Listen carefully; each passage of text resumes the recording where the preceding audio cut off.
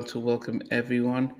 Um, this is episode 2 of R&B Time Capsule, but it'd be good to introduce Stevie Street. How you doing, Stevie? I'm very well, thank you very Stevie, much. Good evening to okay, you. okay, okay. Uh, and, Miss and then, Adelaide as well. Good evening to you. Good evening. yes.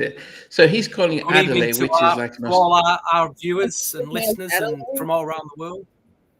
Yes. So you called her Adelaide like she was from Australia, but it's a day, Today, yeah. a Today, day, like, a day. Lane. Ade. She got yeah. Lane at the end. Ade Lane. Yes, Yeah, my last name. that's her surname. All right.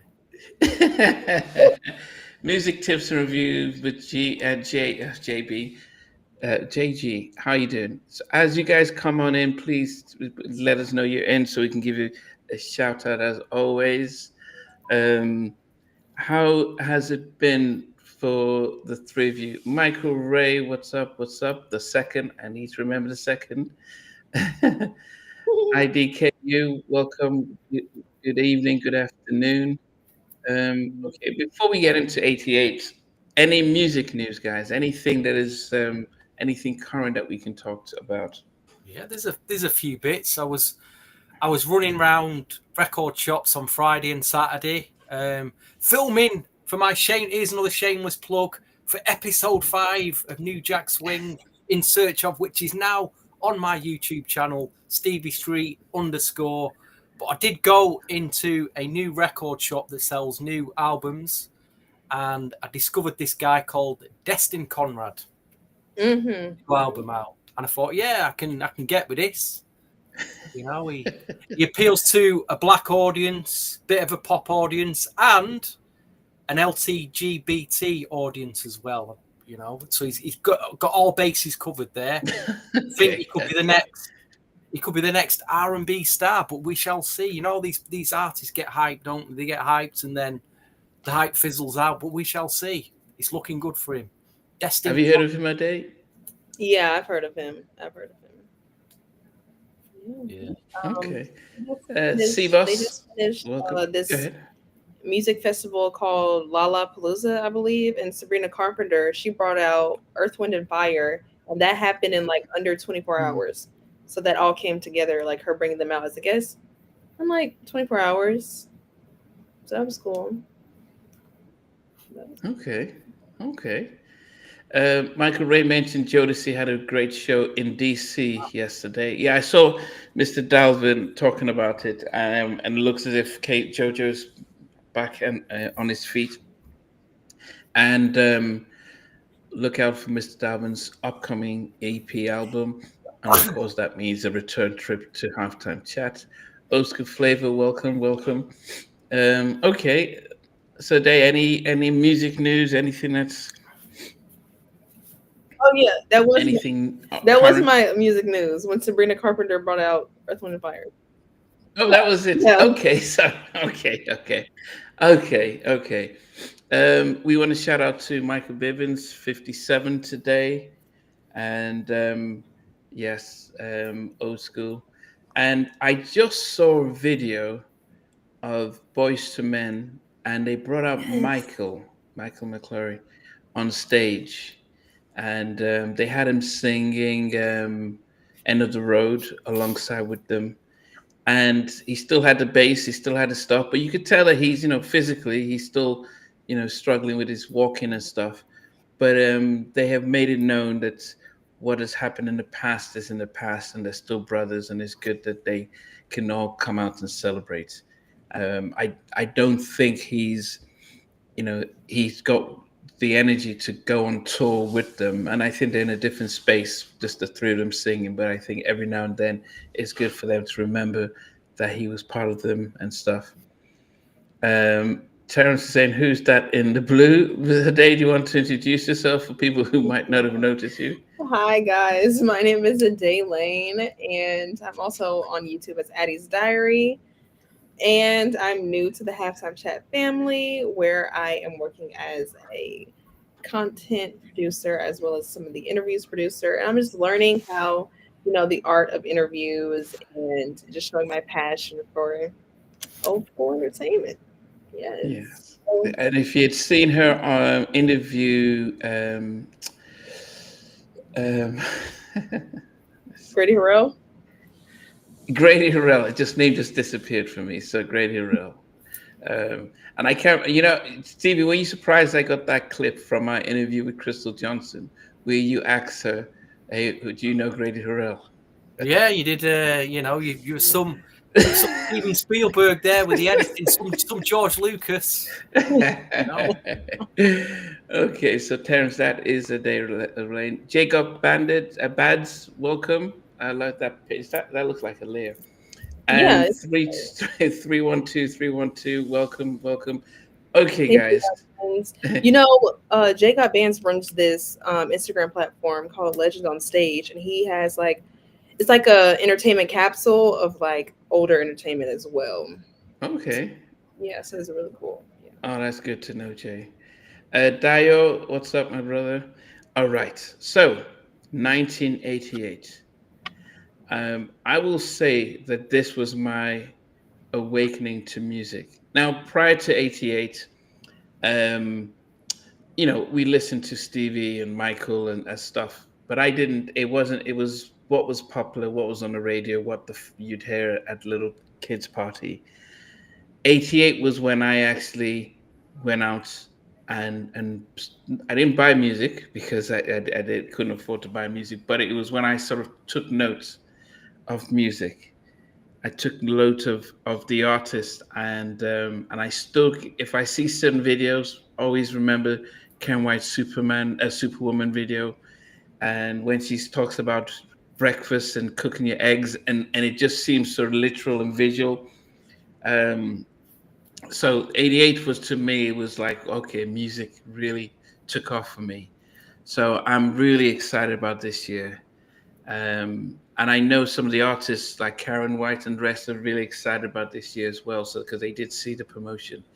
But I'll start with you, Stevie. What was your recollection from '88? Hello, DJ All Day and Joseph. Welcome. I Theo, think go ahead.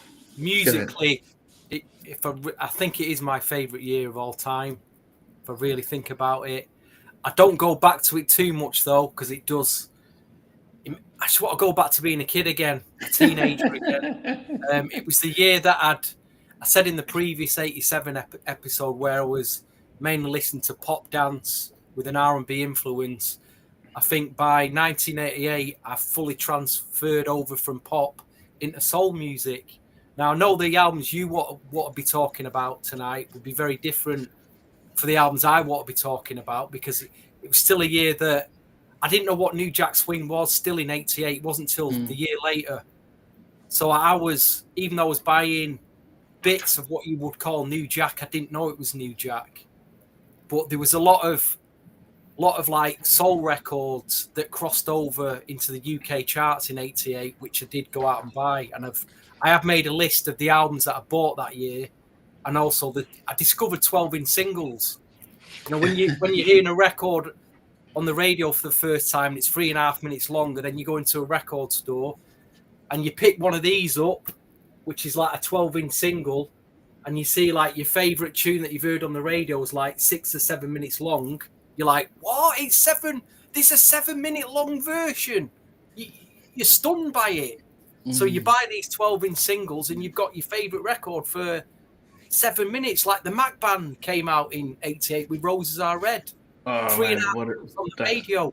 You go in the record shop and there's a 12-inch copy and it's 9.5 minutes long. What records are 9.5 minutes long now? So that was a revelation to me.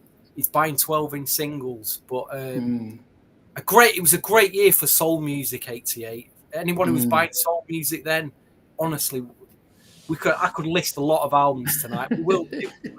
But I know what albums you want to feature, and I'd probably not bought your guys yet and your troops. Not discovered them yet until a year later. Yeah, I mean, but anyway, but Ade, I know you weren't. So contrary to some comments, you weren't born in 1988. But what are some of the things, and facts and news that you can recall when you researched 1988? Well, one of the biggest facts that I found, and this little boy who went through such a hard time. I'm actually curious if this story was big in the UK. Ryan White. He was the Oh, is 16-year-old kid in high school who had AIDS. oh, not the Michael Jackson guy. The Yeah, yeah, Michael Jackson's oh, friend. He's in the yeah, Going to yeah, video. Yeah, yeah. and it's just so surreal how they treated AIDS in the 80s versus now. How it's, we don't treat people like they're just some enemy in enemy territory. Mm, And in 1988, he gave a testimony before the President's Commission of AIDS, because in school he would have to do like separate bathrooms from all the kids. He couldn't go to the gym. They gave him like disposable plates, forks, rather than what they gave the other kids. And it's so just disheartening that, mm. that had to happen to him. And another piece of news was was the year that Nelson Mandela was released from prison, and he was there since 1964. Oh And yeah. I'm sure Stevie will be glad to hear this next one, because his woman, Jodie Watley, I want to say that, won the best new artist that year. So yeah, that's some pieces of the Did she news. just say Jodie Watley then, Namdi? Yes. I Wow. do. Well, the two women in Stevie's life were Jodie Watley and early Madonna. So those are his two women. My So two favourites. his two favorite. Mhm. I did some. There are two things that I learned about 1988. Um, that was the first year that CDs outsold vinyl. Wow. That was the big news. I mean, when you think about how big CDs were, but you can think about in '88 that vinyls was still a big thing, but the CDs finally overtook that. So that was big. Um, and then the other thing was out of the big news that we had. That was the first time I ever heard of steroids, and there was a Canadian runner called Ben Johnson who broke the world record in 100 meters in the Olympics in 1988, and he got back. He found that he had steroids in his system. So that was 1988. So that was big news around the world. So that was the strange thing. Before we get into the music, because I think the music is the main thing. I think it was Mandela released in 1990. I thought I saw something about Mandela. Maybe he was. I thought it I was think he was released from prison, DJ all day, and put in under house arrest, and then he got released from house arrest in 1990. So he okay. came out of prison and was under house arrest, which was different. So big movie news. So do you have a list of the sort of big movies that came out in '88? Yes. Rain Man, Moonwalker, Beetlejuice, Twins, Hairspray, Stand and Deliver, David, License to Drive, which stars the two Coreys, um, Mystic Pizza, Twins, Hairspray. Oh, I think I already said that. And Big with Tom Hanks. So those are some of the big movies of Here's 1980. some Yes, more but big. Hold on. There was a few more big movies. Come on. There was come on, which Colours one? came out. There Yes, was Colors. Bloodsport. Bloodsport Mm-hmm. with Claude Van Damme. There was Cocktail with Tom Cruise. What a great Yeah, film that was. Tom, have you ever seen Cocktail a day? No, I have not. he was a Oh, you need to bartender. see that. Yeah. There was Action Jackson. Action Jackson came out. And if you was a fan of Sylvester Stallone, he got up to Rambo 3, believe it or not, Rambo 3. 1988. Rambo 3. Yeah, I mean, as you guys have mentioned, I mean, Rain Man was the biggest movie of the year, and it's amazing because as a therapist working with people who have Yeah, it's a good autism, film. I that was my reference point of what autism was, just like the Rain Man guy. But we all know about Coming to America, which was probably one of Eddie's biggest and best movies, and that Mhm. was the third biggest movie. Um, School Days was a Spike Lee movie. This was one, yeah, School Days. It was a very strange movie. If you weren't Black American, it was hard to relate to it because of the dark skin, light skin. But we noticed a lot of that in music. People who were fair skinned, they kind of got phased out in the '90s, but in the '80s they were pretty popular. Um, one of my I noticed that in music videos too. was that I noticed that in music videos too. If you look back more, there are more like leading ladies that are light skinned rather than leading ladies in music videos. in the 80s, yeah. But when they got to the 90s, they started to Mhm. get there was a big shift. Um, yes, two films that I love comedies. Scrooge, which was Bill Murray, it was a Christmas one where he Mhm. was, and then Dirty Rotten Scoundrels. If anyone hasn't watched that, that was that was an amazing movie. And Key and Ivory Ways, I'm gonna get you, sucker. So that was another crazy movie. But Above the Stevie Law as mentioned well.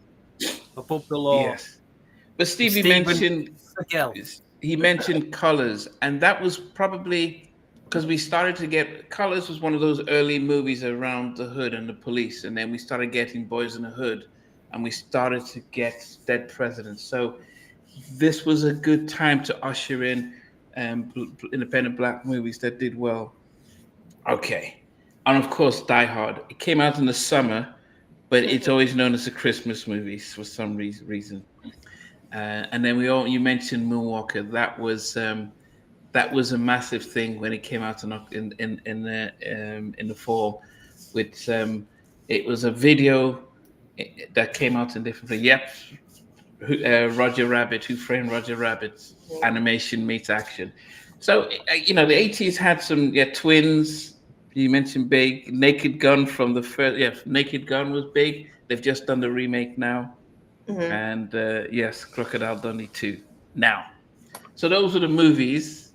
Yeah, Naked Gun was 88.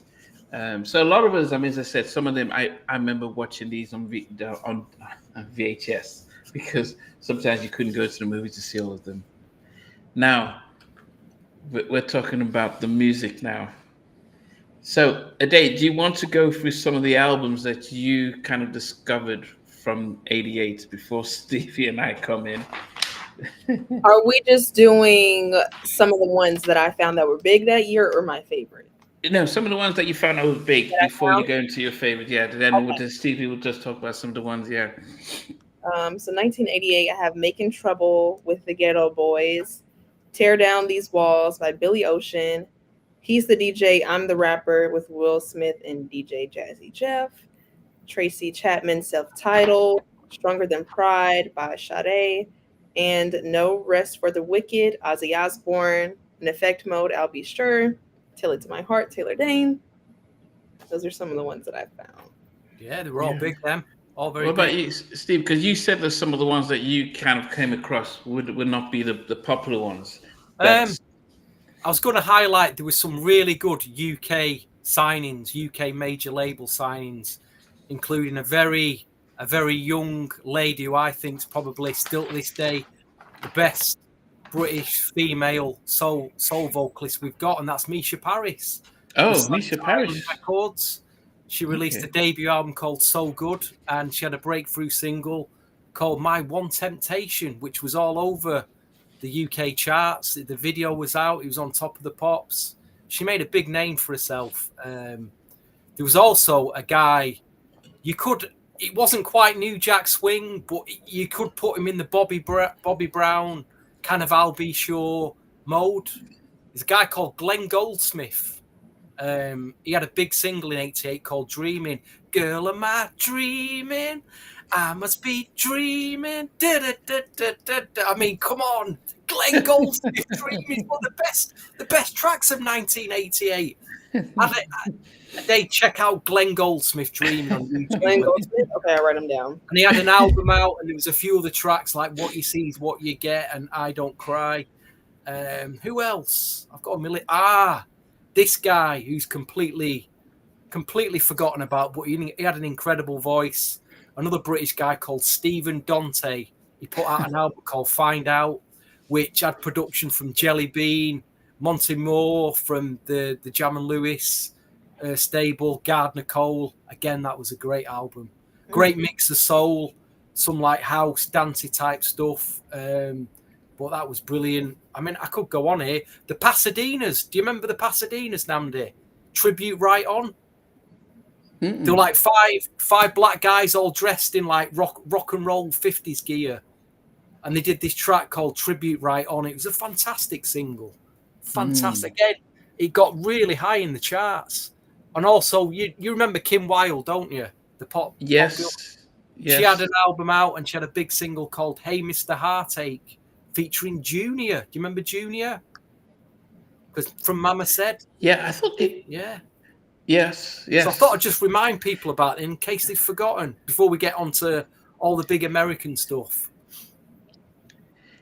Yeah, I mean, there was also, I mean, and DJ All Day's been putting some of the hip hop stuff. There was a lot of hip hop classic albums that came out in '88.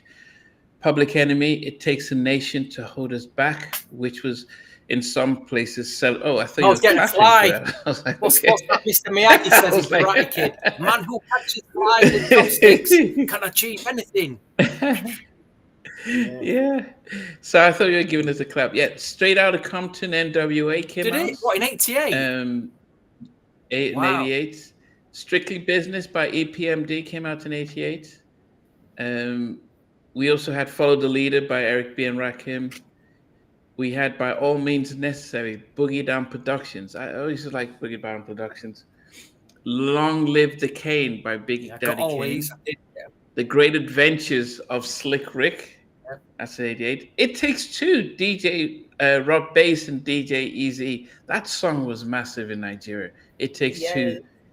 It Takes Two was a massive song around in Nigeria, and Joy and Pain as well. Yes, we did get the Jungle Brothers. I still yet to get the Kid and Play Straight album. Out of the Jungle. I have the other two Kid and Play apart from Too Hype. I need to get the Too Hype album. It's not easy to find. We had Life Is Short by Too Short. Life Is Too Short by Too Short. Tell It to the Heart, Tell It Then, which you mentioned today. We also had Rick Ashley, Hold Me in Your Arms. Was that the one I was never going to give you to? I think it was. I'm sure his second album was '89. I'm sure it was. Okay, but it was still charting big in '88. Rick Ashley still charting big. MC Light, yes, Light as a Rock. Oh goodness, did you guys? I don't know if you've seen the video of MC Light coming on stage, and unfortunately, her guy in front is filming her on his phone, so she trips. Think Michelle Williams of Destiny's Child ×2. Not only does she trip, she kind of rolls. It was really bad. But she got up and she says it's a good thing she feels better than how she looks or something like that. But unfortunately, trust social media. People had, as she falls, they play the Donnie McClurkin, We Fall Down, but we get to keep playing it and stuff like that. But anyway, MC Light's a legend and stuff. Let me see. Who else? Yep. Assaults with Deadly Pepper. I wonder if that's the one I had Push It. I'm doing the butts. So I am not. Yes, I am not shading MC Light. I love her, but it was just we also had The World's Greatest Entertainer with Dougie Fresh. Let's Get It Started. So this was MC Hammer before the not Too Legit to Quit. Can Touch This. So that was '88, and for people like Stevie. Also Sir Mix-a-Lot came out, and Kylie Malone came out. Stevie, I'm sure you had that. Yes, and in full guest. That's so funny. Kylie Minogue. Hey, I'll tell you what, I did get the album years later because there is one really good track on it. And if I played it, you'd never think it was Kylie Minogue. The rest of it is very Kylie, but there's this one track which is like a soul groover, which is really good, and you never think it was her. It's a big moth in my room. Oh no! I got to get this moth. Oh, okay. I thought you were singing the song. I was like, oh, every time I put the light on and leave the window up, moths coming. Sheila Easton, The Lover big of Me. album for me. That big album. Yeah, there's the Love of Me. So these, I was just going for the hip hop stuff. One more thing for hip hop. Super huge. Oh, never mind. Wrong year. Never mind. Super What were huge. you Never gonna say? mind. Wait, self destruction What was were you next gonna year. say? Was the year after 1988. Never mind. Yeah. So I remember. I remember Self Destruction. I didn't know most of the artists on Mhm. there. Like Stetsasonic came out in '88. Where was their album? In Full Gear, Stetsasonic, and they have reunited, and they were on the show. Um, yeah, but they came out. Power Ice T was also it came out in there. So these were just more the hip hop ones that I was going through. We'll go through the R&B and the New Jack stuff later, but that was just the sort of the hip hop albums that came out. So it's amazing because, as I said, the Public Enemy goes down as one of the great hip hop albums of all time, or of a generation. But the fact that you also had EPMD and NWA and Eric B. and Rakim, it just felt like they were just putting out great albums back in those days. Yeah. So right. So Ade, what else did you think when you looked at the music? Because I know if you weren't born, that means that you have to go back and start to do a lot of research and start to try Mhm. and pick out stuff. Um, are we? Wait, this isn't my favorite, right? Not your favorite, but just your when you went back and look, because as I said, it's different from us who were around when this came out. But now you're discovering music at a later year age, and you're finding out the music that came out in this Mhm. year.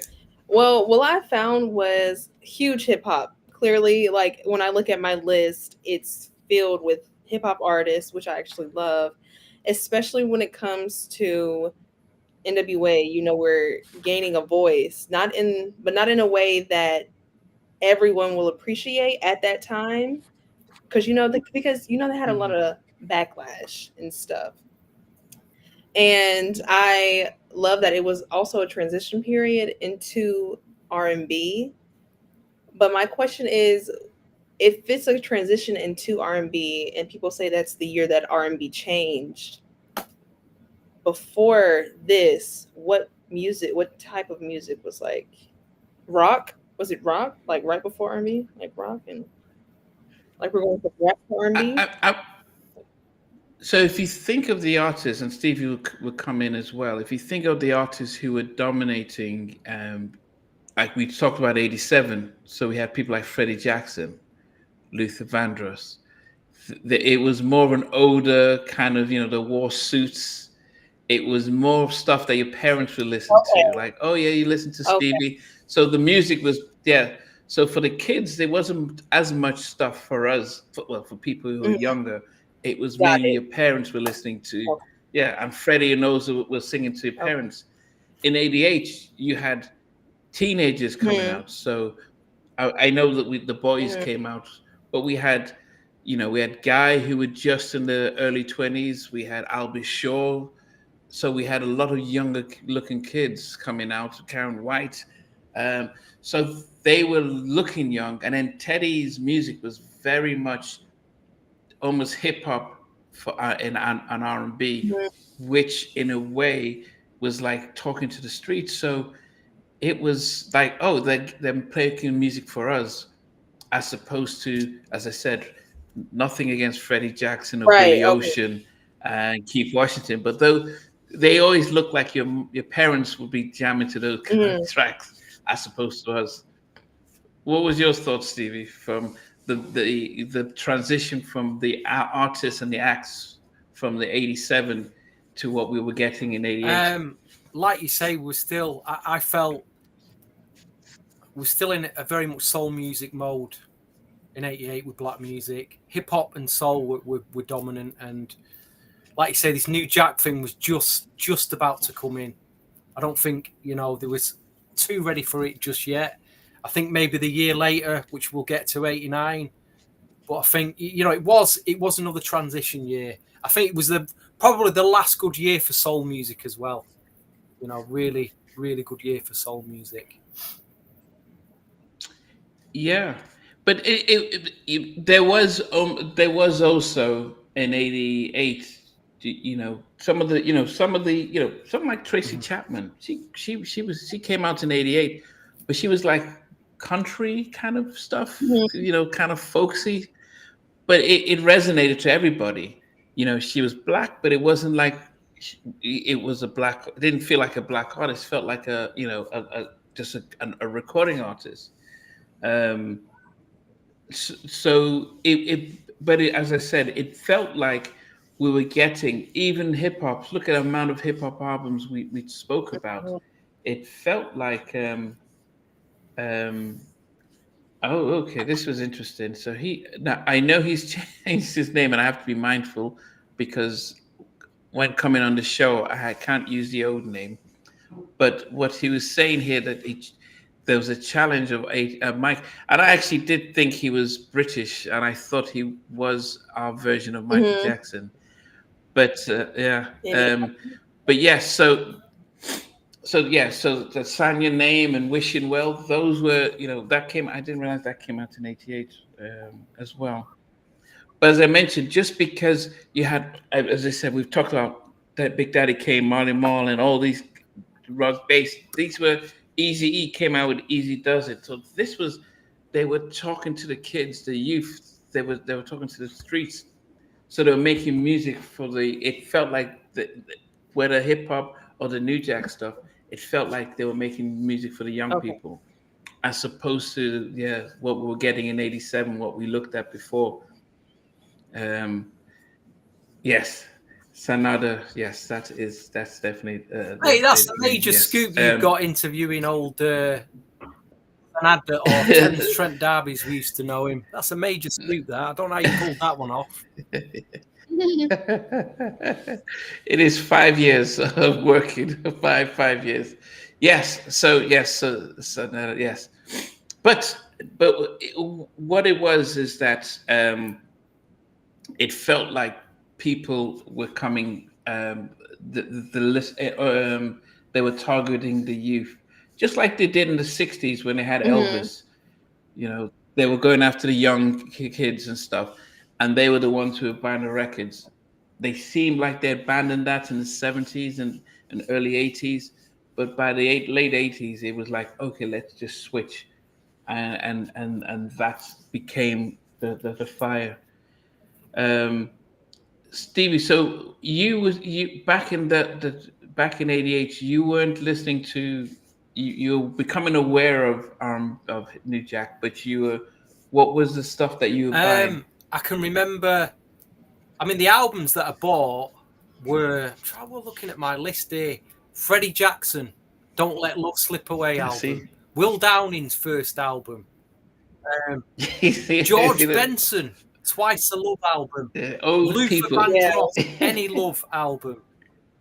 They're the kind of albums that I was buying. But then, like you say, we had some with Stephen Dante, Misha Paris. But then I was getting like singles by Al B. Shaw, Night and Day. Now I didn't know that was New Jack. I just knew that he sounded different. And then it was over the summer towards the end of '88 that I heard Bobby Brown, Don't Be Cruel. And I knew then, I thought that this is very, very different. And I couldn't understand why the DJ on the radio was playing all the new soul records. Why wouldn't play more of this? He played My Prerogative and he said, listen, I'm going to play this record. And I quote him, he said, I don't like it. So he didn't like it. So he played it once and he avoided all them other records that sounded like that. So I didn't get to hear him. So when I heard Don't Be Cruel, I was like, what is this? What is this record? So I knew something different was happening. And I remember playing it to my friends who were just my school friends. Even my school friends loved it. My mum loved it. So, yeah, that was a real turning point for me, that particular Don't Be Cruel record, I must admit. And stuff like the Mac Band, Roses Are Red. That had just such a great groove to it, didn't it, that record? So, yeah. Yeah, I think for me, as you said, now I remember Tracy Chapman, and I remember the hip hop. Now, remember as I said, Bros? Just Bros for context, came out in '88. Bros were huge in the UK. Okay, so, I owe you nothing. Nothing, nothing at all. Check out Bros, Day. Check out Bro. Bros. Yeah. Two blonde guys and they They're got the two. hair slicked back. Oh, you like them. You like them guys. Okay, so always good to give context. In '88, I was in boarding school in Nigeria. Stevie was here in the UK, and a lot of the music we got in Nigeria in '88 came from the UK, um, came via the UK, sometimes from America, but mostly came through UK. But as I mentioned, the so I know but some of the UK acts, apart from Rick Ashley and Soul to Soul and oh, what's the name of these guys? Loose Ends. We didn't get as many that came to Nigeria, but I would say that you know Anita Baker was massive because she was, even though we talked about music being for our parents, Anita was so elegant, wearing a dress. That's another thing that we saw about Mhm. female artists back in the day, is that it looks weren't as important. It wasn't about their looks. It was about their vocals and how they deliver. And so you have someone like Anita Baker wearing a dress and singing, giving you the best that I got, um, and it just feels just mesmerizing, just hear her voice.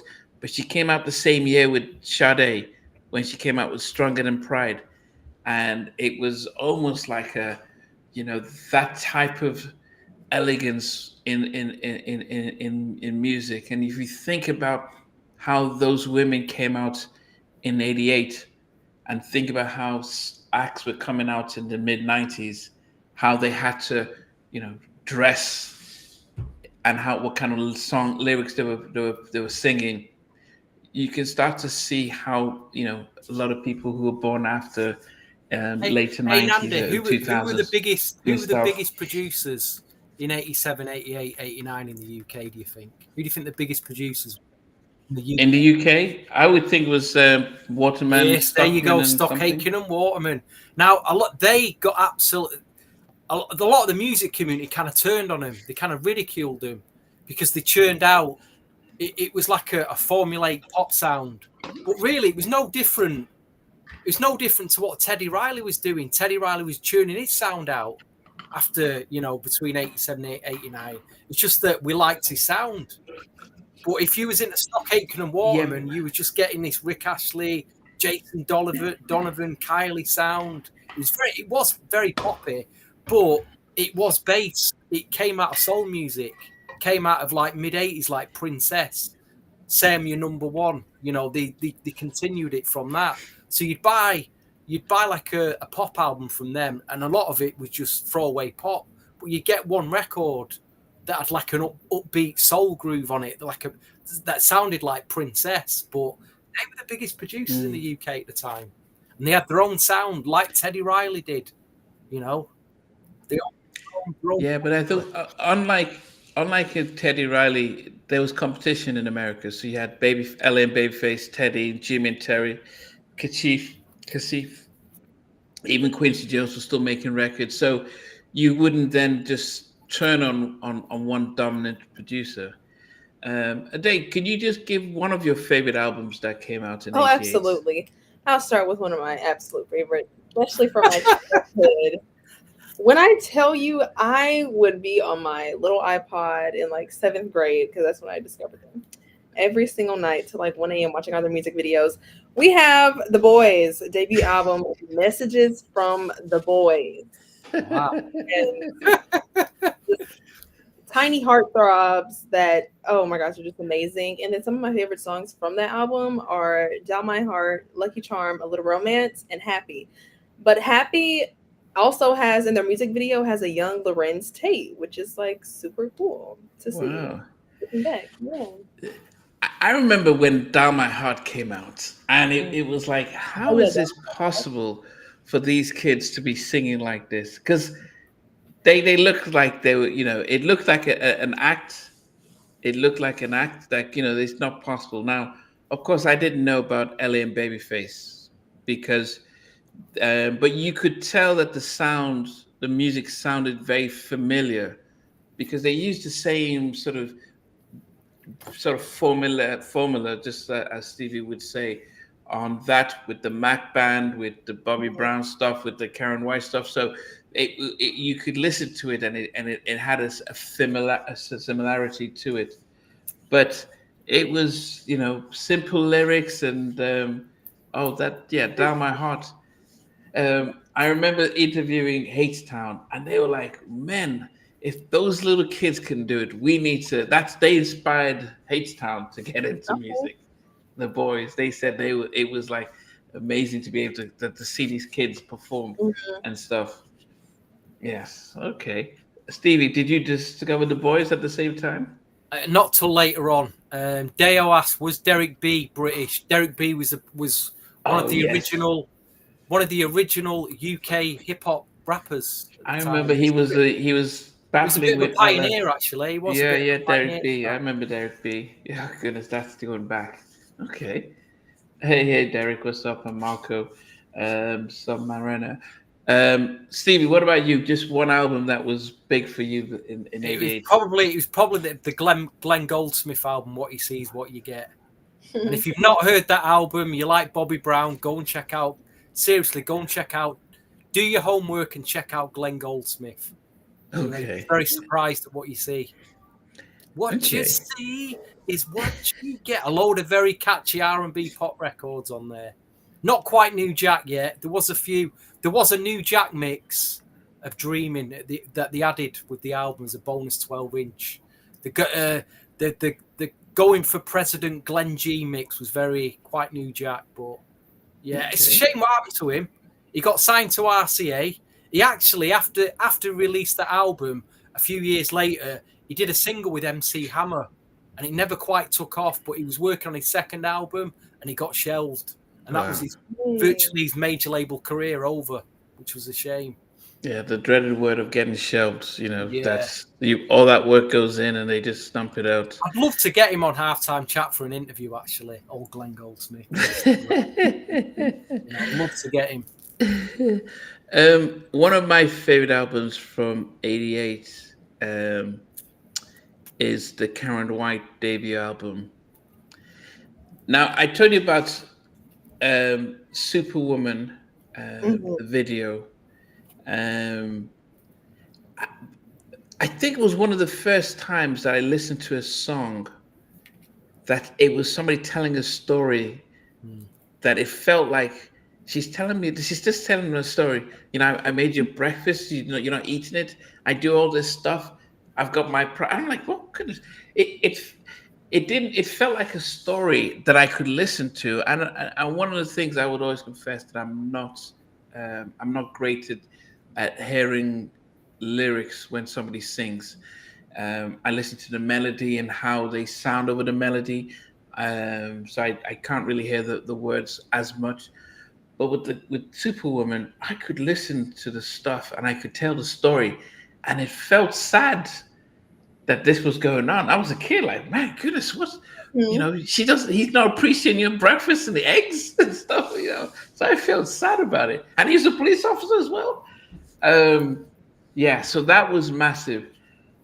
But also just seeing Karen's energy when she was singing "The Way I Think About You," and then we had this rumor, as I said, when I was a kid, that she was supposed to sing "Don't Be Cruel," but because it had the rap in it, she turned it down and they gave it to Bobby Brown instead. I don't know. Karen has denied it. Even Daryl Simmons, who Mhm. co-wrote it with Where did Babyface, that story come from? it was no. It came out. It was like that in Nigeria. So we don't know. It just that was how rumors start and you just follow it. What But you it, talking about, Willis? but it because she did rap in the way you make me feel, like a little rap in there. But it just felt that she could handle the rap and stuff. But the dancing, the movement, everything. That was a big album for a debut album, massive album. Did you get to go ahead, okay? I just have a quick story about Superwoman. So I was moving out of my college dorm this year, like before I graduated, And some of the moms that were coming in from the girls that were on my floor, they were talking about how in 1988 we blasted Superwoman throughout our college hallways, and everybody knew it word for word. And so when I got on the elevator, they were like singing the "I know it," and I was the only one that could go word for word with them in that elevator. Okay. So they didn't know you were gonna do it this year. They just was talking. It just came up as a coincidence. It just came up as a coincidence. Wow, we Oh, gotta this let. was like months ago at my college dorm, not this college dorm. Okay, Months ago. okay. Did you hear Karen White in the UK at the same time, Stevie? Of course, yeah. It's probably I heard Superwoman, and it was probably Secret Rendezvous, which was probably Secret I remember Rendezvous. that was big for me. That was a great track. Yeah, yeah, And yeah. the video, fantastic video with dancing, and she looked amazing back then, didn't she? She did. She And looked this, but you know, we talked about the great. light skin, dark skin, and she was chocolate, and she was different, and compared to what we were seeing on TV as well. Well, look Um, what you had. Look at the women. You had Jodie Watley, you had Pebbles, and you had Karen White. Three stunning women, and you can mm, see why they got signed. They could all sing a bit. They could all sing. They could dance. They looked amazing. They're gonna get deals. They are gonna get deals. yeah, yeah. Um, what about somebody who came out with a debut album, "Forever Your Girl"? Paula Abdul. Paul Abdul. Oh, Again, I wasn't at the time. I appreciate her now a lot more, but at the time, I didn't appreciate her, and I feel bad about that. But now, with hindsight, she did some fantastic pop stuff, pop R&B type stuff, dance stuff. I mean, and she was a choreographer as well, weren't she, for Janet Jackson? For Janet Jackson. I didn't know all that back then. But again, she was quite a groundbreaking artist. They talk about Janet being groundbreaking, but if you look, you look at your Beyonce's today. If there was no Paula Abdul's, there'd be no Beyonce's around. So you got to give her a respect, really. Yeah. You can't. When Straight Up came out, oh goodness, Straight Up was such a massive. Have you heard the tracks a day? I Paul think I've Abdul heard Straight straight Up. up. Yeah, It but I know had it had it it was had a Senior Hall in the video, mm-hmm. but it was that was to me her biggest single. Um, Elliot Wolf. I don't know who Elliot Wolf is. Elliot Wolf. What has he done? But he was the one who wrote and produced it. Um, Selective songs. He did that. Super Love by Johnny Gill. I remember you calling me bad. Yeah, he didn't do too much before he passed. But Straight Up was such a big track, and it got to. I'm just looking at the charts here. It got to I'm number just one. I'm just Uh, looking at Marco's comments. He's what did he say?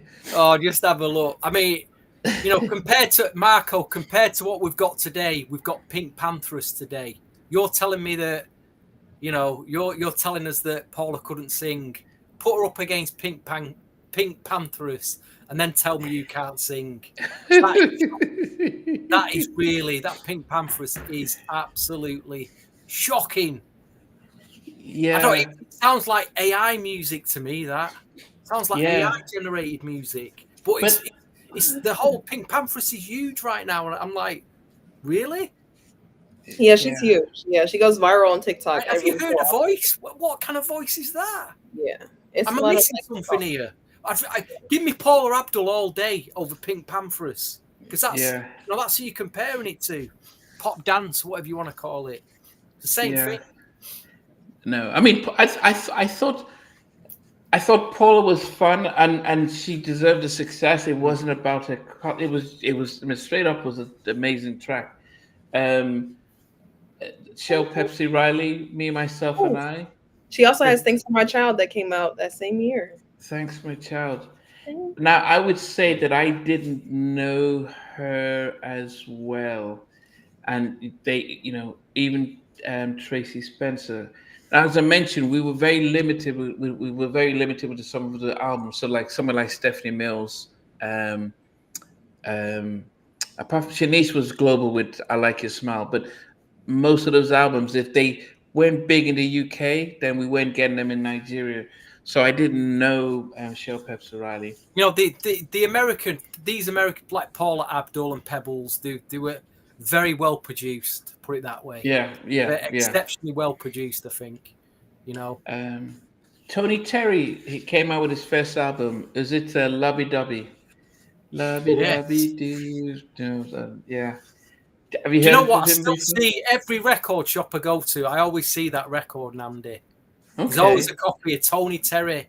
Ade, if you want a copy of Lovey Dovey, I'll pick one up for you. So I have Everlasting Love, but I don't have Lovey Dovey. Yeah, I see Okay. him everywhere still. I have to tell you a story about Tony Terry. When I interviewed him, this was like maybe within my first 8 months. I was having so much fun. I thought we were going to be best friends. But then he started, he was laughing and he was talking with it. I'm like, oh man, I like it. This is going to be my good friend. And then but to be fair, he normally does a show, Tony Terry's Tuesdays, and it was almost like an hour to the show, and he says, but he had just been talking about the music industry and sort of disclosed some things, and I think somebody says, what have you just done? And he says, okay, um, we're gonna break and we'll come back, and he never came back. I never came back to the interview, and I was heartbroken. Wow. So if you ever watch the interview, I don't even know how it ends. But it didn't end. But he was an amazing guest, and he exposed a lot about how tough he was blackballed in the industry. But he said "Lubby Dubby" was supposed to be for In Vogue, and it was Wow. produced for In Vogue's debut album.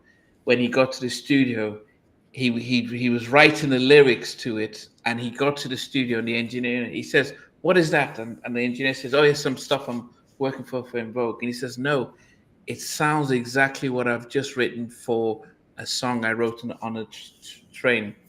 And he says, "Well, it was for In Vogue, now it's for you," and that's how it was brought up. But yeah, Tony Terry, Tracy I still Spencer, get shocked. was that? I said I still get shocked whenever you say you've interviewed someone because I feel like whenever I feel like I've watched everything but somebody else, I'm like, wait.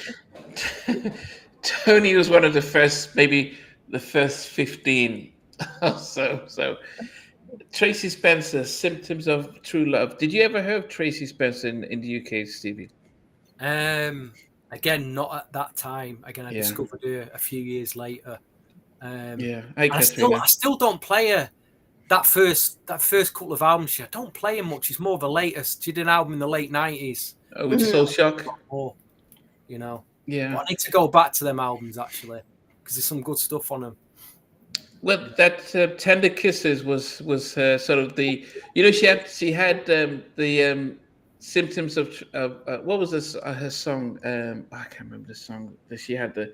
She had a more upbeat one that was the sort of the popular one. Yeah, the But dancing type one. yeah, the dancey one, which wasn't in the charts. But Tender Kisses was more the hoods. I say the hood song, the song that was. It's almost like when Michael Jackson did "Remember the Time." That was the song for the community. But Black and White was bigger track and stuff. Yes. Okay. Theo says Tony Terry came out in '87. So he isn't on my list. So you must be right, Theo. He did, but that record and She's Fly was still, they were still banging in '88. You know, there was still people still playing. Mr. Temuson, ask Stevie, especially in Emily, what they think about the current state of music in Nigeria. Stevie. Okay. That's for another podcast, isn't it? Really? Yes, Joseph. This house. Yeah. So Asking what they think about the current state of music. Depends if you love Afro beats. Yeah. So that was this house that I was thinking about. Baseline G says Melissa Morgan. So Melissa Morgan is scheduled to come on next in a week or two. So if if you can do anything, I too. So I will talk about that. Okay, this house. Yeah, that was the upbeat song. Hit this house. Okay, so let's talk about the biggest album of '88, and that came from when we think about King of Stays that came out in '86. Stevie and I did the review on that album. It was tough. It was tough because we did it alongside Under the Cherry Moon. It was almost like, man, pulling out hairs trying to just talk about those two albums. And in Well, 1988, that's your fault, that, because I said why are we wasting a night on this? no, We but could, we had, but I understand why, because we had to go through them all. And you yeah, know what? We've not even done the "Don't Be Cruel" album yet. Believe it. We've done all Bobby Brown albums except "Don't Be Cruel" one. So we will get to it. But yeah. when you think about, they both came out in '86 with two really, really, really terrible albums. Oh, he's frozen on us. And then in '88, and Don't Be Cruel. So, Stevie, thinking about, well, I'll ask the Dave first because you came on board later listening to those two albums. Did you have a preference between Any Heartbreak and Don't Be Cruel? I feel like I know more from Don't Be Cruel than I do in E Heartbreak, because I know they have Can You Stand the Rain and in E Heartbreak, which I love. But Don't Be Cruel, Roni has a special place in my heart and always will. But both great, both New Edition babies. So I don't want to choose. It's so hard. Yeah. Oh, gosh.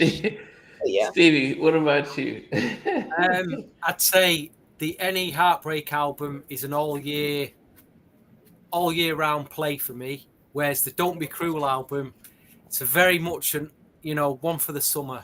I've got to pull out every little step. I remember coming back off a school trip. We went on a school trip on a coach. One of the first times in the school, they send you everybody, the class, on a school trip, and you take your packed lunch, and you have a great day out, and then you come up, you get dropped off in the town, and I went straight to the record shop with £1.99 in my pocket, and Bobby Brown's Every Little Step had come out on 12-inch. I think that was '89, though, not '88. But Which I think one? Get the gist. It was summer. Oh, the single, yeah. But that album's a very much a summer listen. I still see the album now in charity shops, and if I see one for 50p, I still buy it. I must have about half a dozen copies of Don't Be Cruel on CD somewhere. A day, if you want a copy, I'll send you one. Yes, please. Yeah, so it's like, it is a very much, because it's an album of singles, really, isn't it? The whole, you got like 6 massive singles on there and like 3 really good ballads. So, but okay, guys, which album is if you had to pick between Don't Be Cruel and Any Heartbreak? I mean, they're good albums. If you was on a desert island, that's a very. And you had to take one of those two albums. Which would you guys take? Because I want to see what people. I'll let her answer that. I'd want to see what you guys would pick. I'm like, I don't know. Maybe I feel like my gut is telling me Don't Be Cruel, but then you have If It Isn't Love, Any Heartbreak, Can You Stand the Rain. Oh my gosh, Stevie, you don't want to go first? Listen, I think sonically, production wise, the Don't Be Cruel is a better album. But I think as an all round album of songs that you can play all year, then the Any Heartbreak, it's tough. It's really tough. It's probably it's very tough. Yeah, the Any Heartbreak, some of it does sound very dated now. Some of the production sounds really dated on it. Okay.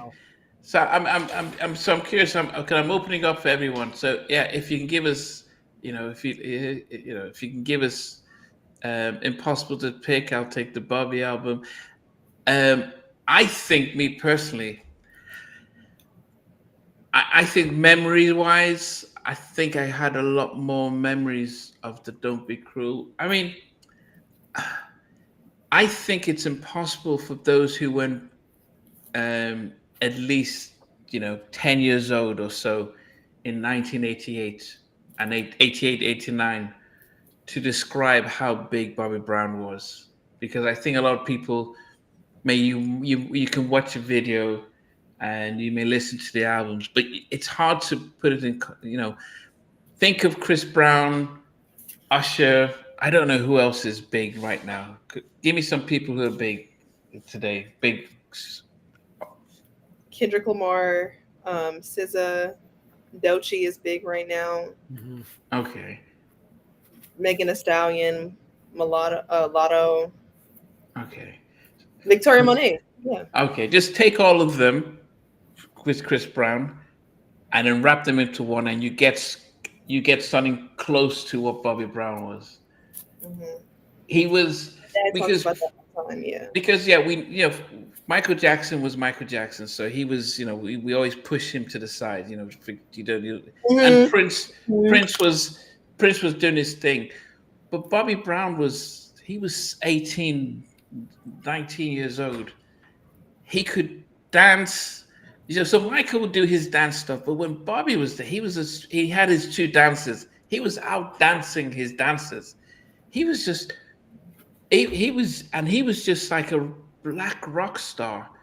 So as I said, Michael was just like a pop royalty, and Janet and those ones. So you didn't touch them. Even I think even Beyonce's, what Beyonce is doing now. I think compared to what Bobby was, I mean, he was just. That's why there's so much. He has so much credit in the bank. Everyone loves Bobby because they remember that Bobby. You should watch.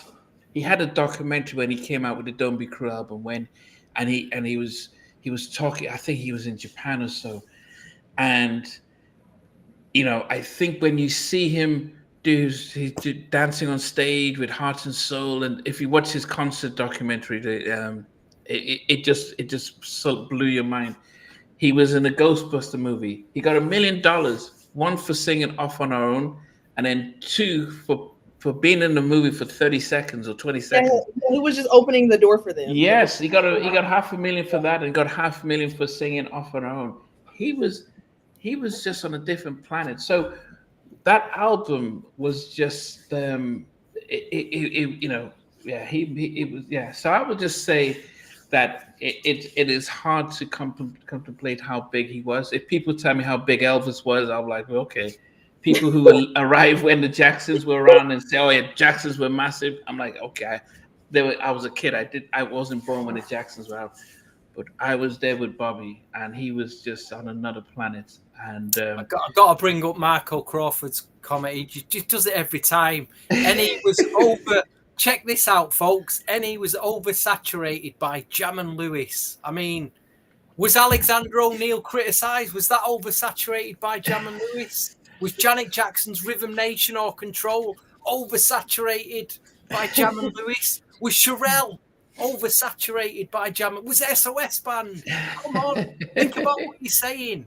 Think about what you're saying.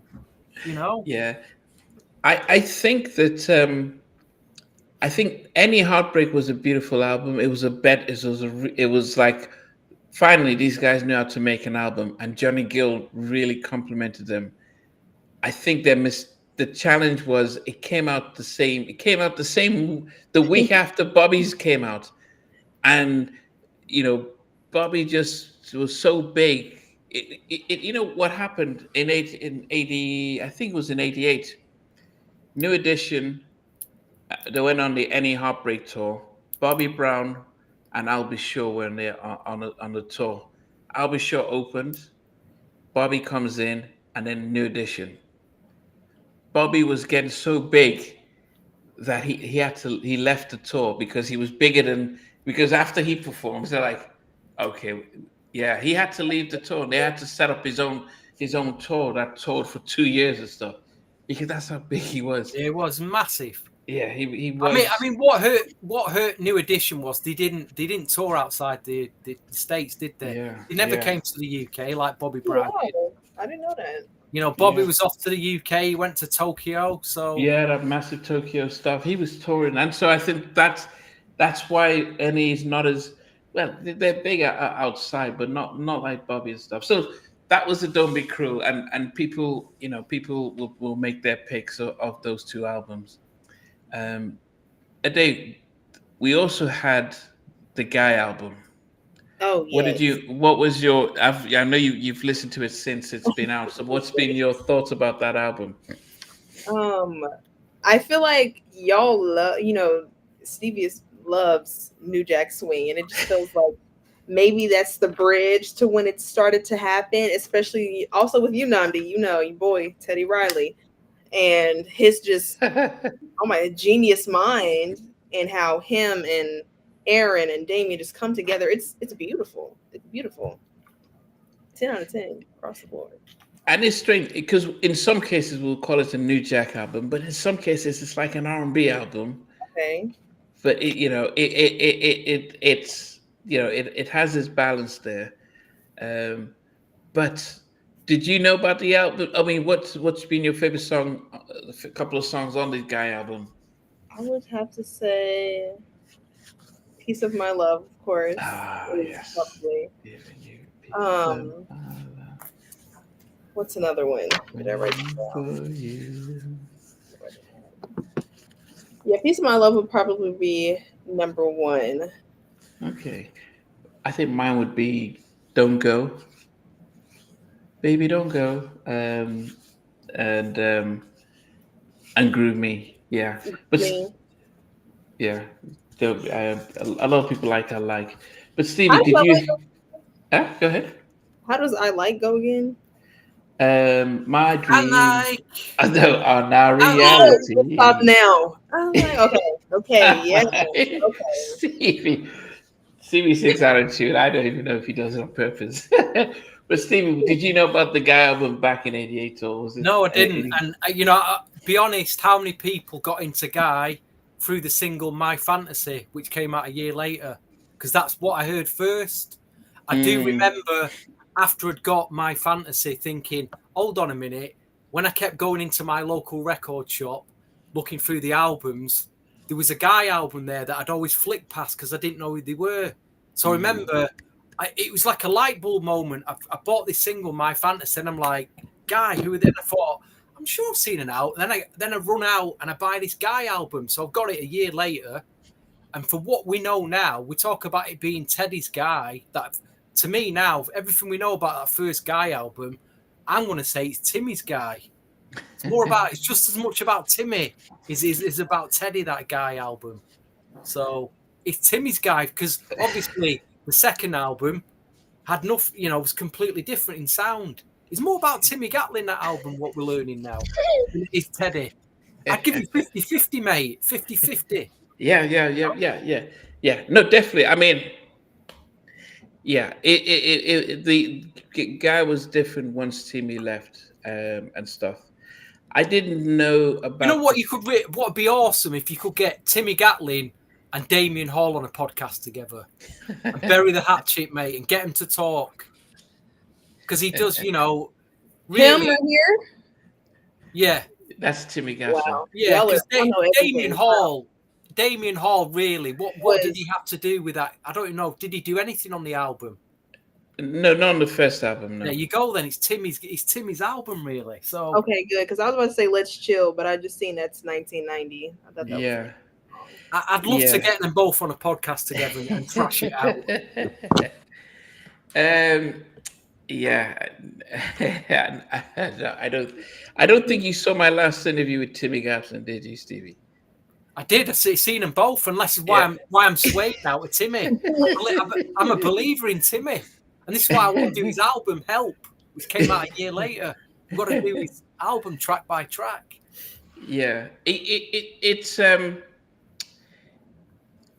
imagine imagine winning the lottery a day, and as you're about to go cash it in, somebody takes it from you and says, "Oh, I came up with the numbers and stuff," and they snatch it from just he was kicked out of the group that he started. I think a couple of weeks before they appeared on the Apollo, This man. and Timmy Gatlin, yes, he came up with the name guy. He wrote all this. He wrote majority of the songs, Mm-hmm. and he's discovered Aaron Hall because Aaron Hall, they were working in a shoe store, And then Aaron says, "Look, I can sing." And then he sang, and then he went and says, "Teddy, I've met a guy who sounds like Charlie Wilson, and can you come and do the music?" And Teddy says, "Yeah, I will do it, but I want to be in a group with you." And they says, "Let's do it."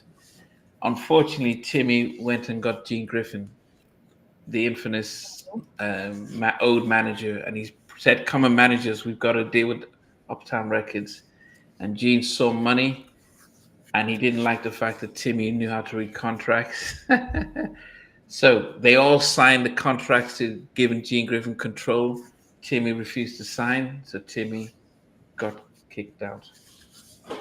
I mean, it is the other bit of this story, Namdi, because when Timmy left, apparently, according, do you remember that interview we did with Dealer Vance over in the West Coast? Yeah. This is why I want a day or you need to go back to that Dealer Vance interview and edit that bit of the interview and put it out there as a reel. But Dealer Vance on the West Coast got a call. It might have been from Gene Griffin or one of them saying, "Would you like to be in Guy?" He was asked to be in Guy when Timmy Gatlin left. Now, that could have changed the course of history. I mean, for me, what is it? What would you put it down to, this coincidence or fate, the fact that Timmy met Aaron Hall in a shoe shop? Because, again, that changed the course of history. Them two worked in the same shoe shop together. If they didn't work together, they probably would have never met. Would have never got Guy. See, it's an incredible story. Incredible bit of coincidence, a bit of fate, that Timmy Gatlin bumps into this incredible singer and then rings Teddy up, and you've got the greatest New Jack Swing group formed of all time, really. Yeah, but Timmy owns the So they've all got So Timmy didn't sign the contract, but he owns. He kept ownership of his publishing. How is he so smart for being so young? Yeah, that's he's so smart. He said he saw the word perpetuity, and he says, "I need to know what that means." He says, "Forever, forever, ever." And he said, "Forever, ever." He says, "No, I'm not giving you stuff." And Hey, I'll tell you something, Namdi. There's a great word that I see a lot of Nigerians using on the news and social media. It's a word, and it says cataclysmic. Cataclysmic. Where did you got that word from? Did they make it up? Cataclysmic. Oh, goodness. So if that was forever, does he still, the manager, does he still own it, or did they like break the contract? No. So after 25 years, after 35 years, they get the ownership of the masters, and the publishing. I think he sold it on. So he was the only one that still owned his writing, because he wrote the songs and Teddy wrote the music, majority of the music. So yes, a massive difference. But Timmy Gatlin wrote "When Will I See You Smile Again" by BBD. That would have been on the next Black Guy album. He wrote "Make You Sweat" for Q Sweat. "Girl, I bet I can make you sweat." He wrote "I Do Need I Do." What? Yeah, he did that. What? And he did. What did he do for Ralph Tresvant? And he did "Promises" for Christopher Williams. So he was right. All the songs he was going to write for the New Guy album and stuff. So yeah, it's hard when you do these things and you hear these stories and you hear about the shady stuff, which killed a lot of our music and stuff. You need to listen to them Timmy Gatlin interviews that day. It's not enough time in the day, is there? But Oh my gosh! Yeah, they're great interviews. They are great interviews. Really. Wow. Yeah. Yes, I will. I'll put that on my list. So another person who blew up in '88 was Albie Shaw. He was initially supposed to be a rapper. He wanted to be a rapper, but Andre Harrell, God bless his soul, he saw money. He saw the light skin, good looking guy, and it was like, "Hey, can you sing?" And his cousin Kyle West, who was just started university, he called Kyle and says, "Kyle, come on, we've got a record deal. We need to make this album." And it was, Albie Shaw looked like a model, and he had the voice, Father MC tells a story that when he was contemplating signing for Uptown, he saw Albie Shaw, and Albie Shaw was just, just a regular kid. 2 months later, Albie Shaw comes back, and he was wearing this mink coat, and he says, "Where did you get this from?" He says, "Yeah, I got it from London. It was like 30,000." And Father MC says, "I'm going to sign here." Albie Shaw had the looks, he had the vocals, and that In Effect Mode was just an unbelievable album. Came out 5 weeks before Don't Be Cruel. It just seems insane that these albums all came out within the same couple of weeks of each other. But he was, they put him on Warner Brothers, so they got the mass appeal and mass marketing. And I remember watching Rescue Me, and just it was young kids chasing after him and stuff. Mhm. What did you make of the In Effect Mode, Stevie? Did you hear about it when it came out? I was blown away by it, mate. I just couldn't. I just thought them drum sounds and what Kyle West was doing with the drums and how he did it. I was in disbelief listening to it. I just thought, hearing the Guy album, that album, I just thought I'm hearing to the greatest albums ever here. How can we match this? How can I go out every week and find albums as good as this? And I'm still searching now. I'm still trying to find albums that better or are as good as these, But Night and Day, I mean, the single Night and Day is one of the greatest tracks of 1988. Yeah. The bass line, the drum sounds, just every magic video. It's just a piece of magic. It really is. Yeah. When did you first hear about Albie Shaw, Dave? Probably when I bought the 12-inch single of Night and Day and discovering that there was like a 6.5-minute mix of it, a 7-minute mix, hearing it on the radio and just being like, what is this? And then seeing an album and seeing his eyebrows meet. I'm like, I'm like, who is this guy? I'll be sure. I've never noticed that. Yeah. And then I wasn't convinced about his vocal though. I thought he sang, but I wasn't like, can he really sing this dude? Or it's about the way he looks. I wasn't quite, but the songs and the production, Rescue Me, Do You want to do my own rescue? girl? I've just amazing tracks. Dave, where did you first hear about Albie Shaw? Night and Day. I'm sure that's like a lot of kids' introduction to him is Night and Day. Has to be. But I just hear you all mention Kyle West, and I love Kyle West because of his work with Tevin Campbell. So yes. Well, you should watch my. I think I've combined 5 hours interview with Kyle West, and we. Yeah, I've seen the Kyle West. Both of them. No, not both. Just one. I think the second one we went through all the Albie Shaw albums, and we went through the Tevin Campbell one as well, and all the stuff he did. Kyle West is probably one of the most humble people, really down to earth and humble.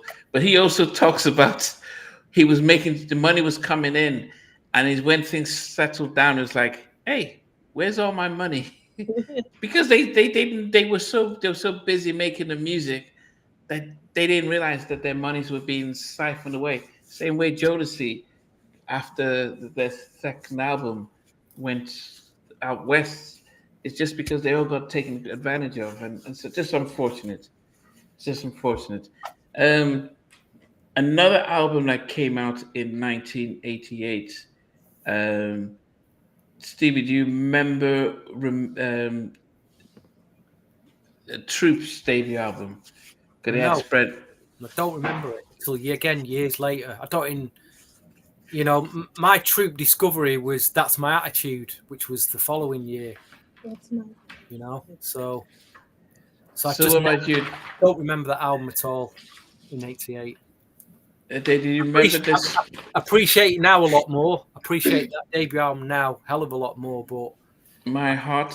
yeah, just didn't see it. Didn't see it in the shops at the time.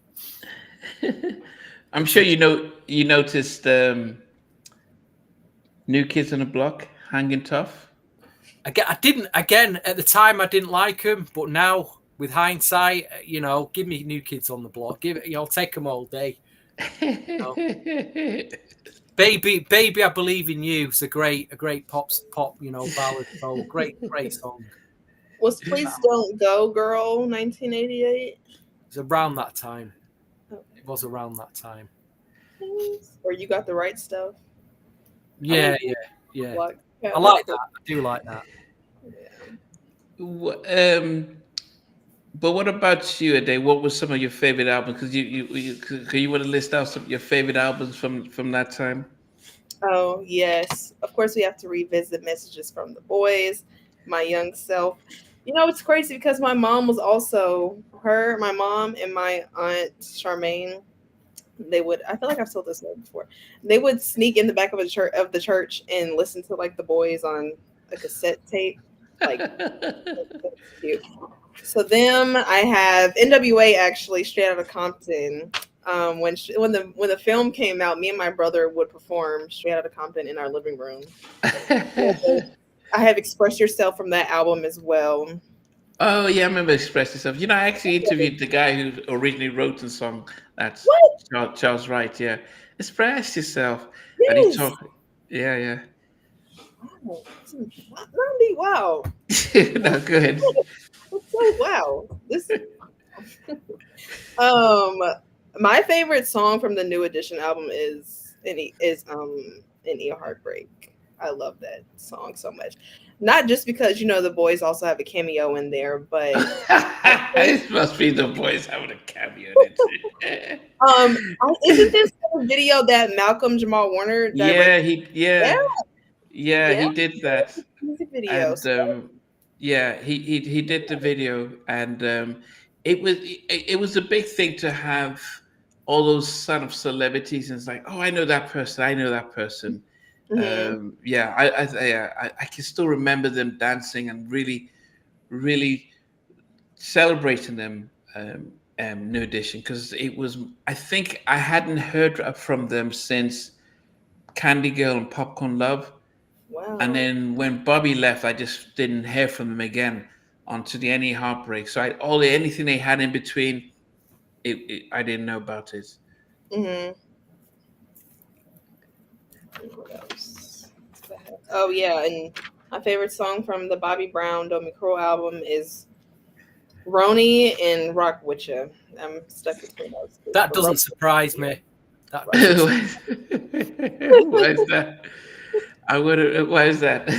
I just think them songs are really do appeal to the ladies. I think. Yes. Oh, absolutely. I believe that Roni was maybe written about me, like in my head.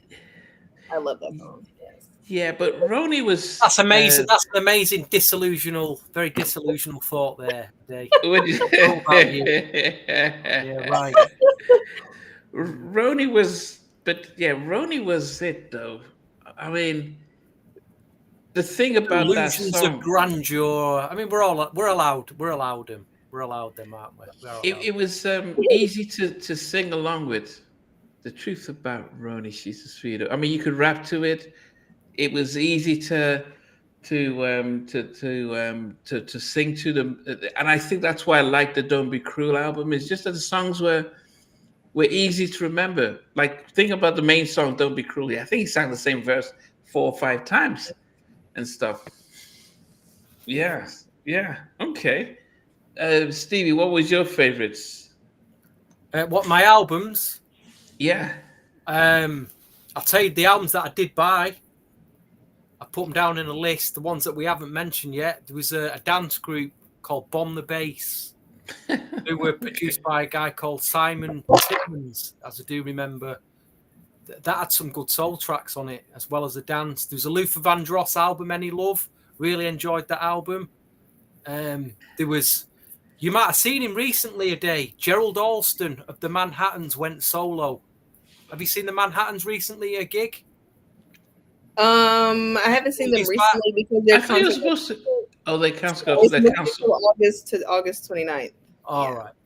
So there was Gerald Alston's debut on Motown, which was amazing. Here's one you should all check out, especially whoever's viewing this. A duo called Burrell, and one of the guys is called Reggie Burrell, and he produced a lot of house music at the time. But they put an album out in '88, and there's a track on it called "Calling," which is one of my very favourite tracks from 1988. It's a great track. Will Downing's debut, Perry, the Perry sisters who were backing singers for Anita Baker. They put a great album out called In Flight.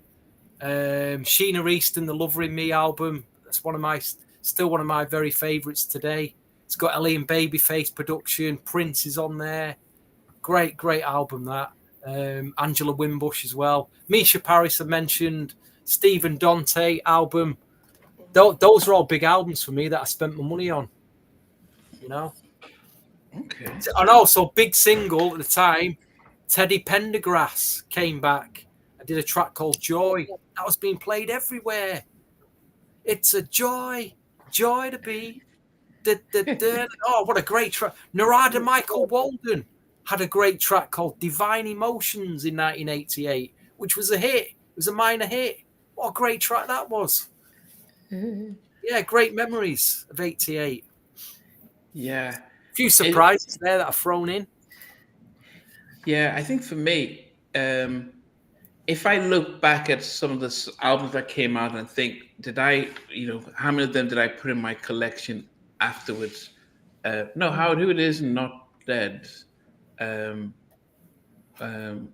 he's not dead. He's just touring with Shalimar right now.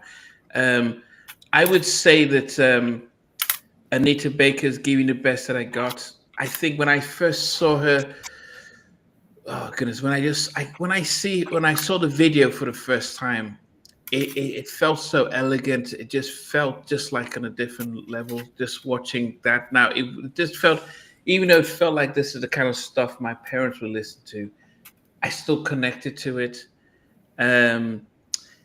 Of course, the "Don't Be Cruel" album. Eric B. Rakim, the Follow the Leader, definitely Guy album. Did Big Daddy Kane, when he says "Long Live the Kane," was that the one that had "I Work"? Yeah. I think that was a year later, wasn't it? Okay, no, so that wasn't the one that Teddy Riley did "I Work." Okay. Now Rob Bass and Eazy-E, they had two big tracks. That was "Joy and Pain" and It Takes Two and "Joy." Mm-hmm. Well, it is a thing about the song "Joy and Pain," which was originally obviously written by Maze and sung by Maze. Yeah. There was Rob Bass's version that was big that year, and there was also a lady called Donna Allen, massive 12-inch on the soul club scene. Great cover version of "Joy and Pain." Just let me throw that one out there in '88. Yeah, I think the Rob Bass one, and that was so big. It was massive. And then of course it was and with it takes two. He's the rapper and I'm the DJ. He's the DJ and I'm the rapper. Now, was that the one that had Parents Don't Understand? Yeah.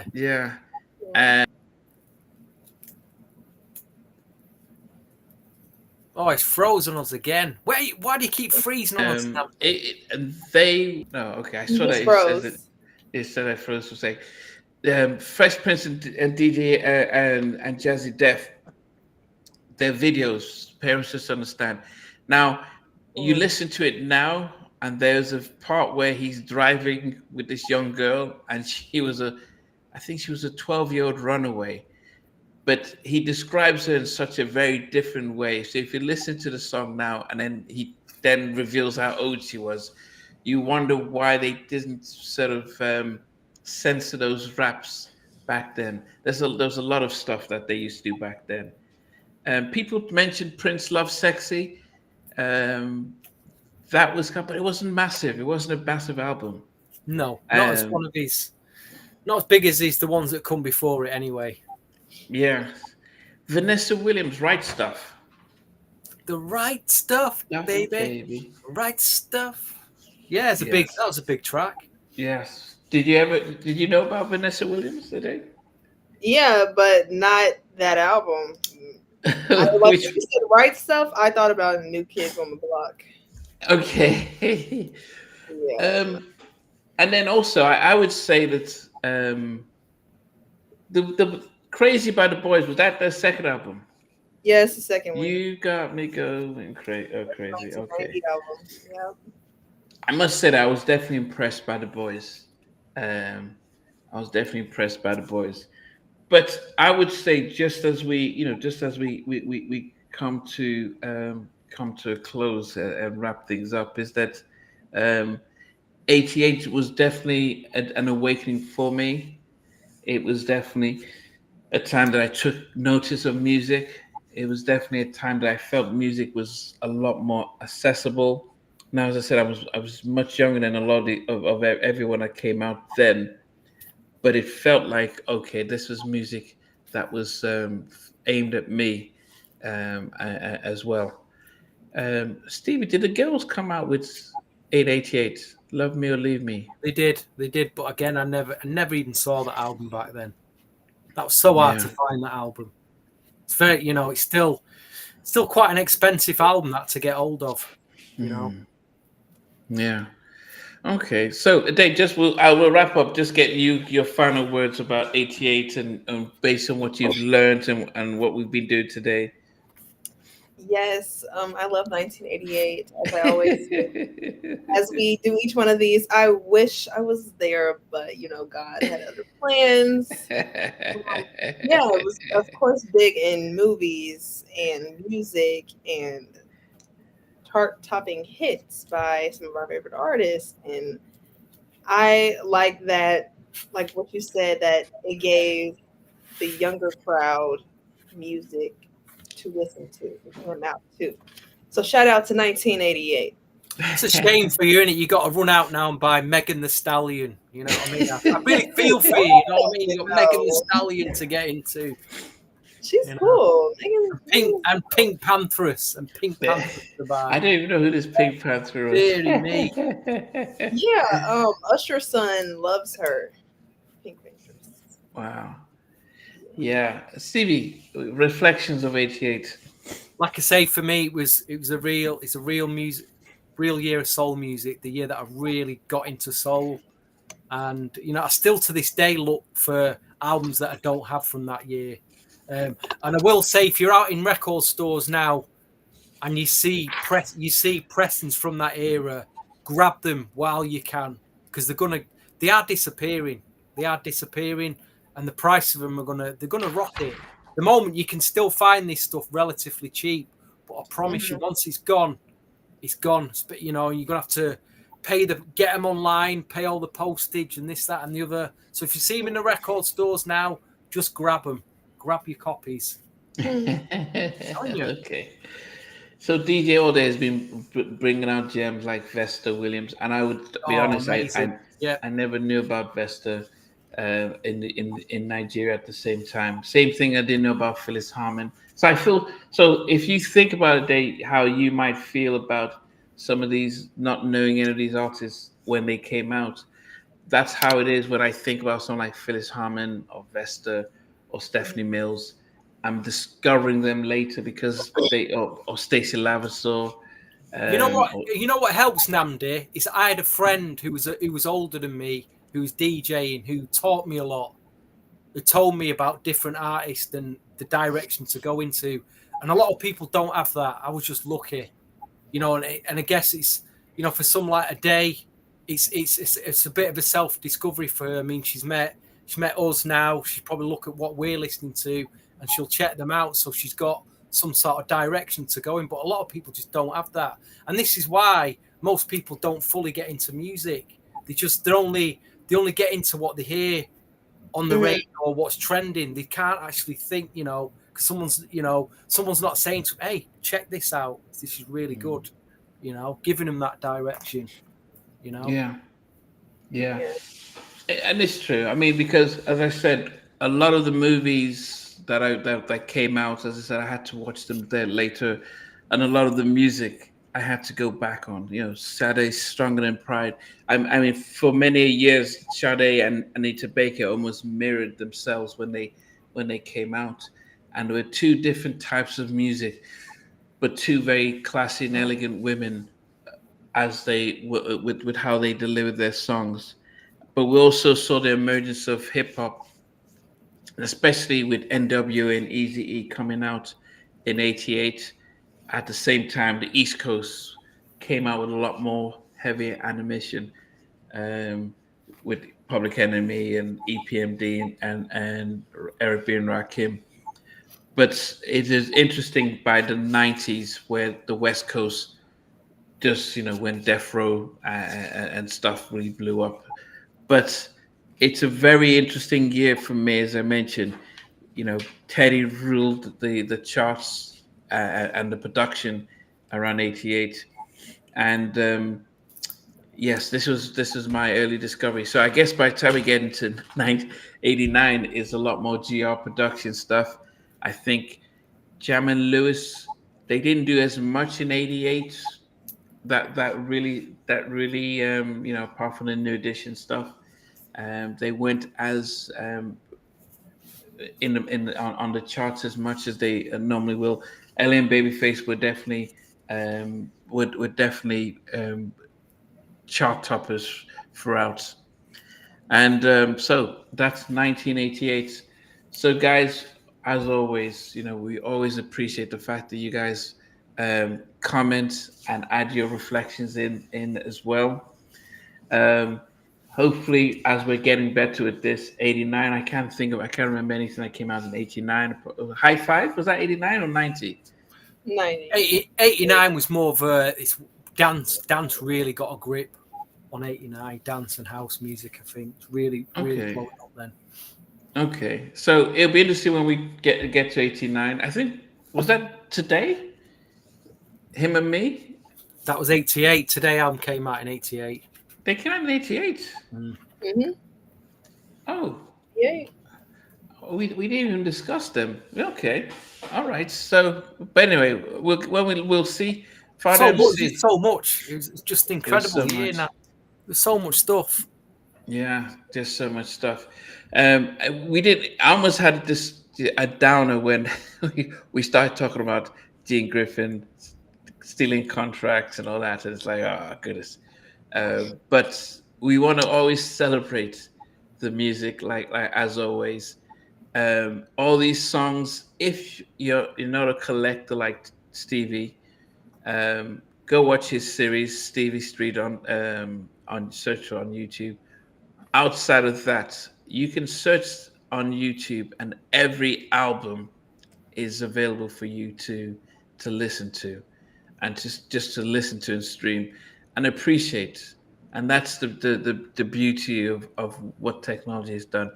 I miss holding a CD. I miss reading the credits and the liner notes and who recorded it and on the similarities. Mm. But there's no excuse for not being able to listen to the music. Um, Miami Bass. Okay, let's read Andy, this here. you see that link that I've just shared there? Put that link out because that link will tell you every soul and wow. R&B album that came out that year, and you can see it, Wow. and you can go and buy them all. Okay, so It's a so great this was resource. That is fun. And you've got there'll be years 89, 87 in there all through the 90s. oh my It goodness. just shows you visibly all the albums that came out that year. So and All the them R&B albums. yeah, all them albums have something on them. If you buy it, you'll find something you like on there. They've all got the sound on it. The great albums. That's how I built my collection. Is looking at sites Okay. like that and going, I haven't got that. I'm going to buy it. And does it get to? How do you get to? It also gives you '89 as well. Yeah, go on guide. If you click on guide at the top, it brings all the years up that you can Wow. flick through, and it Okay. lists all the years. It's a great resource. Oh my goodness. Definitely. So yeah, guys, wait. Next episode we will talk about Babyface, Tender Lover, and Angie, who's been a guest on here.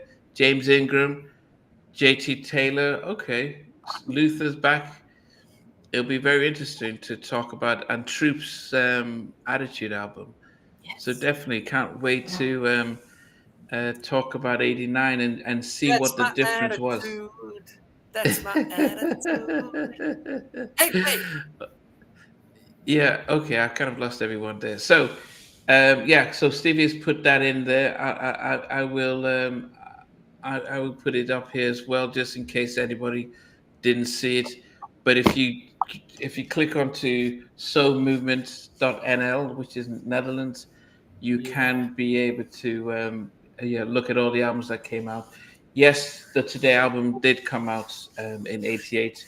We didn't get time to review it, but we will see you guys at another date. For those of you who are big into GR production, we are Oh, going yes. to be reviewing the Abstract album in 19.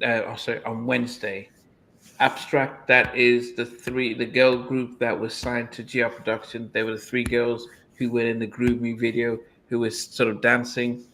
Marsha, Mary, and Get your top tens. Get your top tens ready for that. For yes, Namdi, myself, and VJ will be running through our top 10 of that album. Abstract. Yes. All right, guys. So we will see you guys. We will set up a date for for 89, and we appreciate you guys. Take care. See ya. Yeah. Hey guys, thanks for watching. Thanks for being a part of Halftime Chat. Please remember to subscribe, share, and comment. But most importantly, why don't you become a member of Halftime Chat? We've got amazing videos, amazing perks, and being able to support the channel. But anyway, thanks for watching. Take care. I never participated in that kind of. And somewhere in between us, or even loving us, on which I didn't miss you with. What was it like growing up? she's still making an impact on 4 houses down. I have a couple of pieces. Trying to get this one and that one. That works for you, but just for me, No. Okay. They understand what Jonas Boys and men are. Play it.